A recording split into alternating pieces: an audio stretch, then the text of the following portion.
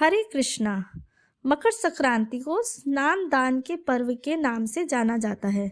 इस दिन पवित्र नदी में स्नान करना व दान करना 10 अश्वमेध यज्ञ व 1000 गाय दान करने के समान पुण्य फलदायी होता है। माना जाता है ऐसा करने पर जीवन में सुख शांति की तो प्राप्ति होती ही है, साथ ही भगवान सूर्य सभी कार्यों में सफल होने का आशीर्वाद भी देते हैं। आइए जानते हैं इस साल 2024 में मकर संक्रांति कब मनाई जा रही है, इस दिन कौन कौन से शुभ योग या मुहूर्त रहेंगे तथा साथ के साथ अशुभ काल कौन सा है।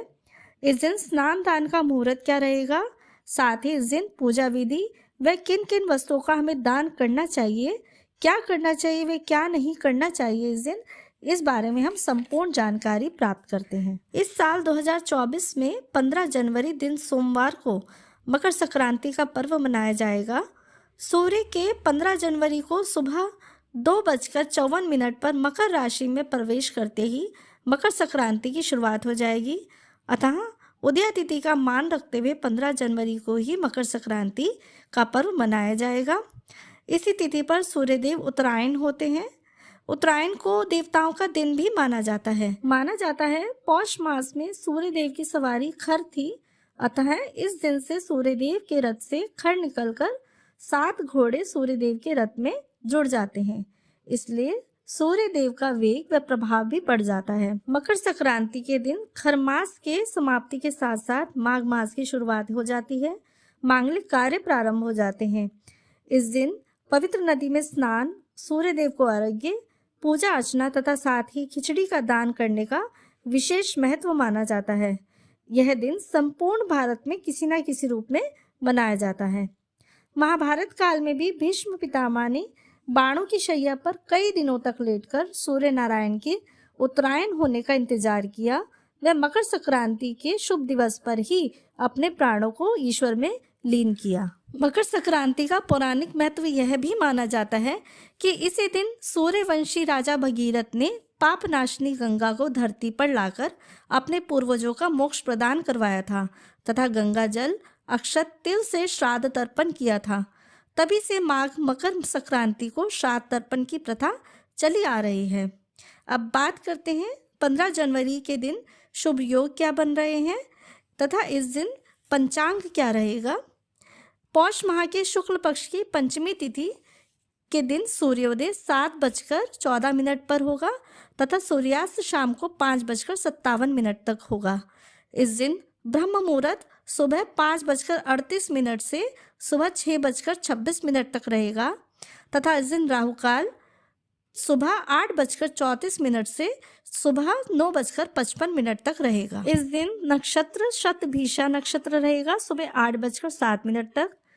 साथ ही साथ इस दिन जो रवि योग बन रहा है वह सुबह 7:15 से सुबह 8:07 तक रहेगा।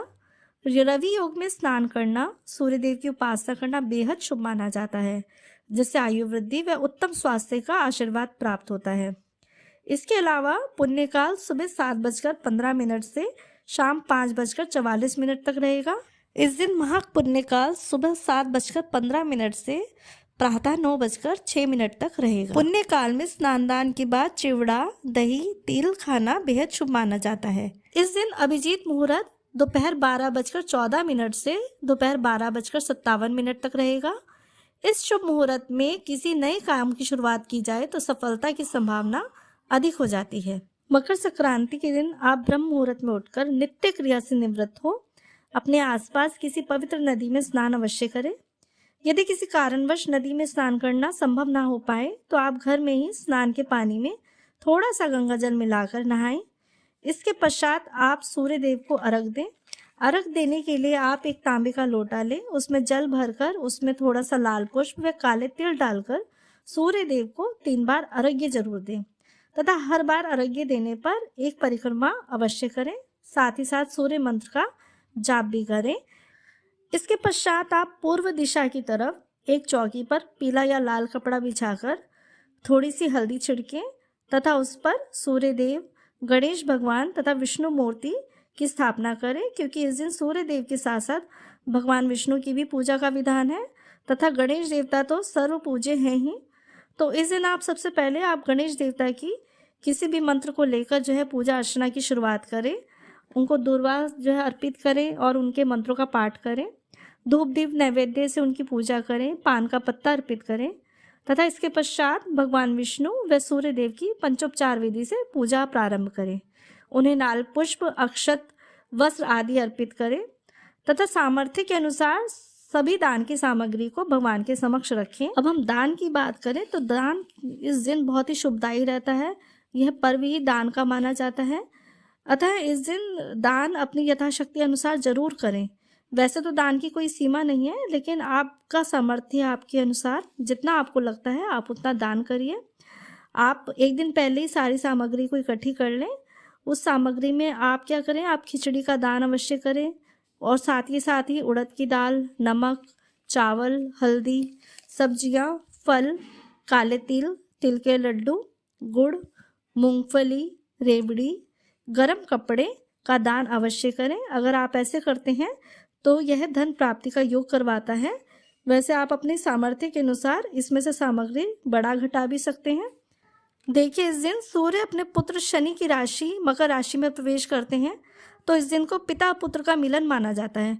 अतः आप इस दिन गरीब लोगों को गर्म कपड़े, रजाई, वस्त्र, तांबा, उड़द की दाल या खिचड़ी का दान या भोजन अवश्य दान करें, क्योंकि ऐसा करने पर सूर्य व शनि दोनों की प्रसन्नता प्राप्त होती है। क्योंकि हिंदू पंचांग के अनुसार यह संयोग बहुत ही दुर्लभ माना जाता है। अब इनमें से कोई भी आपने सामर्थ्य के अनुसार दान की सामग्री जो इकट्ठी करी है उसे भगवान के समक्ष रखें तथा ईश्वर से परिवार के लिए सुख समृद्धि व स्वास्थ्य के लिए प्रार्थना करें। इसके पश्चात सूर्य चालीसा या आदित्य हृदय स्त्रोत का पाठ अवश्य करें। इस दिन कथा श्रवण अवश्य करें तथा अंत में सूर्यदेव व विष्णु भगवान की आरती के पश्चात विश्व की मंगल कामना रखते हुए इन्हीं सभी सामग्रियों का दान करें। इस दिन घर में खिचड़ी जरूर बनती है, तो घर में खिचड़ी खाएं भी सही, खिलाएं भी सही तथा जो भी द्वार पर आपके पास जरूरतमंद आए उसे इस दिन कभी खाली हाथ नहीं भेजें। उसे भोजन, धन या खिचड़ी का दान अवश्य करें। अब इस दिन आपको एक विशेष रूप से यह भी ध्यान देना है कि हमें विशेष रूप से क्या ऐसी चीजें हैं जो हमें बिल्कुल भी दान नहीं करनी चाहिए। तो इस दिन आपको प्लास्टिक या प्लास्टिक से बनी चीज़ों का दान बिल्कुल नहीं करना, तामसिक चीज़ों का दान नहीं करना। जो खिचड़ी आप बनाएंगे उसमें तामसिक चीज़ें जैसे लहसुन, प्याज का प्रयोग नहीं करना है। और ना ही दान में आपको ऐसी वस्तुएं देनी है जो कबाड़ से निर्मित हो या पुरानी हो या किसी भी बेकार वस्तुओं की बनी हो। तो ऐसी सामग्रियों को आपको बिल्कुल दान नहीं देना कि आगे जाकर वो भी जिसको आप दान दे रहे हैं वो भी उसका प्रयोग अच्छे से ना कर पाए।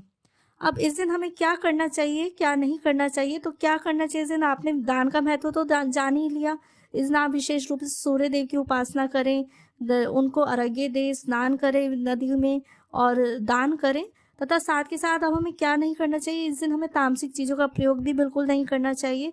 मांस, मदिरा का सेवन नहीं करना चाहिए। साथ ही साथ क्रोध से बचें। अपनी वाणी पर भी नियंत्रण हमें करना चाहिए। इस दिन विशेष रूप से हमें तुलसियों को, पत्तियों को भी नहीं तोड़ना चाहिए और बिना स्नान दान किए कुछ खाना नहीं है। साथ ही साथ कोई भी ज़रूरतमंद आपके दरवाजे पर आता है तो उसे खाली हाथ भी नहीं जाना चाहिए। तो दोस्तों, ये थी मकर संक्रांति के बारे में पूर्ण रूप से जानकारी। अगर आपको हमारी वीडियो पसंद आई है तो वीडियो को लाइक एंड शेयर करें, क्योंकि इस दिन मकर संक्रांति के दिन आप दान की महिमा का विशेष रूप से महत्व माना गया है, स्नान का विशेष रूप से महत्व माना गया है। आइए सभी मिलकर इस मकर संक्रांति का पर्व हर्षोल्लास से मनाएं तथा आध्यात्मिक राह में उन्नति की ओर प्रवेश करें। हरे कृष्णा।